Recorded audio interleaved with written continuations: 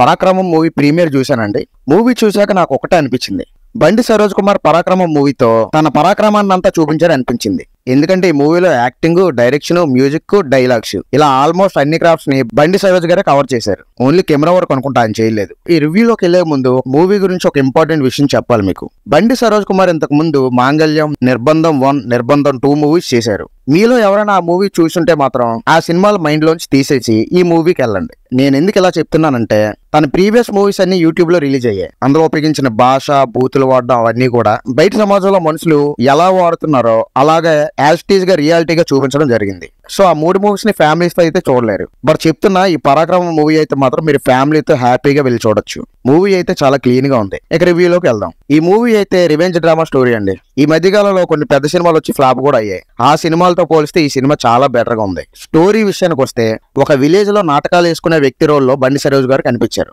ఆ వ్యక్తికి ఆటిజం అనే సైకలాజికల్ డిసార్డర్ ఉండడం వల్ల మూవీలో అతను ఒక పిరిగివాడుగా మనకు కనిపిస్తాడు. సో చార్లీ చాప్లిన్ రోల్ కూడా అతనే చేశాడు. ఇంకో విషయం ఏంటంటే, ఈ మూవీలో బండి సరోజ్ కుమార్ డ్యూయల్ రోల్ చేశారు. సో కొడుకుగా కూడా అతనే యాక్ట్ చేశారు. సో తండ్రి కొడుకుల మధ్య క్యారెక్టరైజేషన్ లో వేరియేషన్స్ అయితే మాత్రం చాలా బాగా చూపించాడు. సో ఇక మూవీలో కాన్ఫ్లిక్ట్ విషయానికి వస్తే, చార్లీ చాప్లిన్ గా ఎముడిగా కనిపించే ఒక పిరికివాడి జీవితంలో ఒక భయంకరమైన ఇన్సిడెంట్ జరగడం వల్ల, అదీ కాకుండా ఆ విలేజ్ లో కొన్ని పరిస్థితుల వల్ల హీరో హైదరాబాద్ లో ఉన్న రవీంద్ర భారత్ కి వెళ్లాల్సి వస్తుంది. అసలు హీరో రవీంద్ర భారత్ కిందికి వెళ్ళాడు, తన తండ్రి కోరిక నెరవేరిందా లేదా, అలాంటి విషయాలన్నీ మాత్రం మీరు ఈ మూవీ చూసే తెలుసుకోవాలి. ఇంకా ఈ సినిమా గురించి మాట్లాడాలంటే, ఈ మూవీలో కొన్ని విషయాల గురించి చెప్పుకోవాలి. ముఖ్యంగా మూఢనమ్మకాలకు సంబంధించిన కొన్ని విషయాలు కూడా ఈ మూవీలో మనకు చూపించారు. అంటే ఎలాంటి విషయాలంటే, మూవీలో నరబలులకు సంబంధించిన విషయాలు ఇలాంటివన్నీ కూడా మనకి సినిమాలో చూపించారు. ఇక కొడుకు క్యారెక్టర్ విషయానికి వస్తే, అదే విలేజ్ లో క్రికెట్ ఆడే కుర్రాడుగా బండి సరోజ్ మనకు కనిపించాడు. హీరో క్యారెక్టరైజేషన్ పరంగా నాటకాలు వేస్తుంటాడు. అంటే బండి సరోజ్ కొన్ని క్యారెక్టర్ తీసుకొని నాటకాలు వేస్తాడు. అంటే ఇప్పుడు సపోజ్ యముడి పాత్ర వేశాడు అనుకోండి, మామూలుగా అయితే మనకి యముడి క్యారెక్టరైజేషన్ ఎలా ఉంటుందో తెలుసు.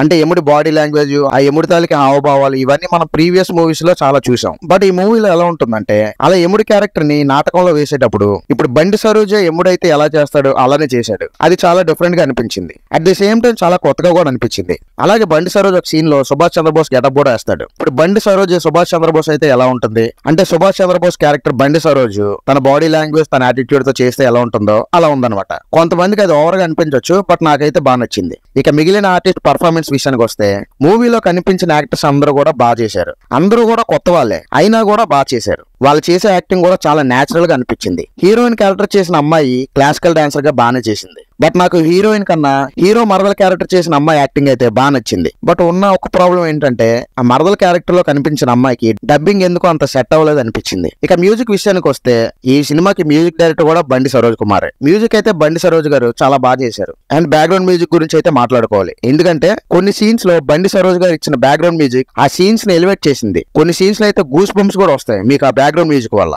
ఇక యాజ్ ఏ డైరెక్టర్ బండి సరోజ్ గారు మూవీని ఎలా హ్యాండిల్ చేశారనే విషయానికి వస్తే, మూవీ ఇంటర్వెల్ అయ్యేసరికి మాత్రం మనకు ఒక మంచి ఫీల్ అయితే వస్తుంది. ఎందుకంటే ఫస్ట్ హాఫ్ ని డైరెక్టర్ బండి సరోజ్ కుమార్ హ్యాండిల్ చేసిన విధానం, ఆ ట్రీట్మెంట్ బండి సరోజ్ స్టైల్ కనిపించింది.